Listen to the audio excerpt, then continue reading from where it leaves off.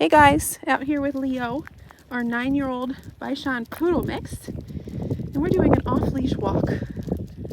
So he has exactly 1 week left to go in his training, which means that his entire last week will be either off-leash or off-property. Heavy proofing, making sure he can listen to more than one handler. So we're transferring all the training over to me. So this is actually the first time I've ever worked with him. It's all been Josh. Tap my tone there. And I thought I would make a video on what he's learned so far and how we're using the ecollar to hold him accountable. So Leo's a guy who, really sweet, nice dog, landed himself at a board and train at 9 years old because the family had a baby. Good boy.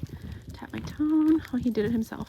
Family had a baby in the fall. The baby home, and it was just nonstop barking and jumping, to the point that they couldn't have him live with them anymore. He went and lived with the owner's parents because you cannot have a barking dog around a newborn baby.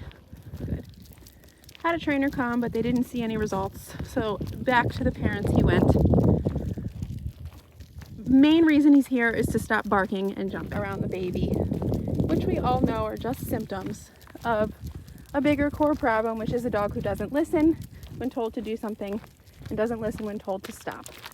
Or else they'd have a way to get him to stop barking and sit down instead. So basically what we're giving them is all commands on the e-collar, as well as a way to disagree with things we don't like. Barking, jumping, pacing, anything like that. So let's talk about obedience commands. Right now, I've got him in this wonderful off-leash heel. I don't know if you remember back to drop off, but he was just sort of all over the place, choking himself out on the leash, doing whatever he wanted to do. Good.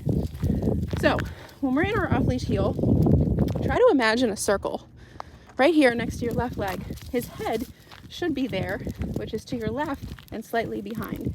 If he goes out of position, you're going to tap your tone. Okay, you can also use your stem, but I like to use the tone if they're going too far back, too far behind you, or too far to the left. I like to use the stem. See, like right here, I'm tapping my tone and he finds me again. At 9 years old, I'm actually pretty impressed with how well he is doing, because he has almost a decade of pulling or going whichever direction he wants to go.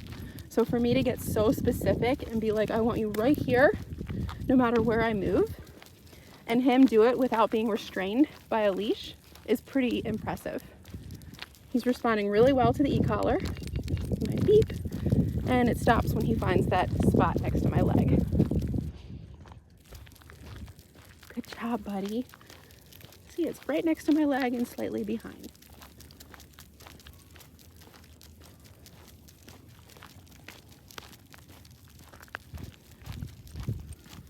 Sit. Good boy. Stay. When you stop, he should sit and he should stay until you either release him or give him another command. The stay is something that he definitely did not have prior to training. He would just be all over the place, never listened when you told him to stay. Leo, down, lays down, at a distance, off leash, outside with distractions. Good boy. He's such a good boy. Yes, yes, and he's so proud. The down is something that he also probably knew, but never listened to prior to coming here. And he should stay, again, until you release him or give him another command. Even as I walk circles around him. Good boy.